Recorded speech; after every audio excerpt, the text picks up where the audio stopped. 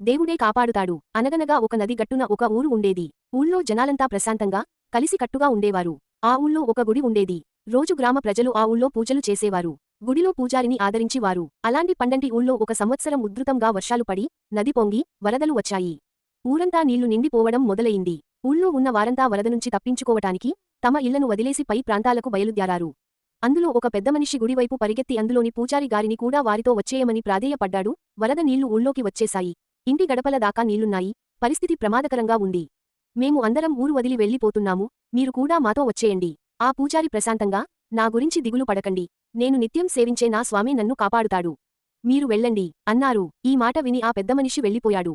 కొంతసేపటికి నీళ్లు నడుము దాకా వచ్చేశాయి. పూజారిగారు గుడిగట్టున నుంచొని జపం చేసుకుంటుంటే ఒక గుర్రపు బండిలో పోతున్న వారు కొంతమంది ఆగి పూజారిగారిని కూడా బండి ఎక్కమన్నారు. కాని పూజారిగారు మట్టుకు, నన్ను దేవుడే కాపాడతాడు అని గుడిలోనే ఉండిపోయారు. ఇంకొంచెం సేపటికి నీళ్లు మెడదాకా వచ్చేశాయి. పడవలో ప్రయాణం చేస్తున్న కొందరు చూసి వారితో వచ్చేయమని బ్రతిమాలుకున్నారు. మీరు ఇంకా ఇక్కడే ఉన్నారా? ఇక్కడ ఉండడం చాలా ప్రమాదం. నీళ్లు చాలా వేగంగా వచ్చేస్తున్నాయి. మీరు మాతో రండి అన్నారు. కాని వారితో కూడా పూజారిగారు, మీరు వెళ్ళండి, నన్ను దేవుడే కాపాడతాడు అన్నారు. చలితో వణుకుతూ ఆ పూజారి ముక్కు దాకా నీళ్లు వచ్చేసరికి ఇంక కంగారు పడ్డాడు. అతి త్వరలో గుడి మొత్తం నీళ్లు నిండిపోయాయి. పూజారిగారు దేవుడి ధ్యానం చేసుకుంటూనే గుడి గోపురం ఎక్కి కూర్చున్నారు. కొంతసేపటికి దిగులు మొదలయింది. ఎప్పటికీ వాన ఆగటం లేదు. చలిగా ఉంది. నీళ్ల ప్రవాహం ఎక్కడా ఆగేలా కనిపించటం లేదు. దేవుడా, నేను నీకు ఏమి తక్కువ చేశాను?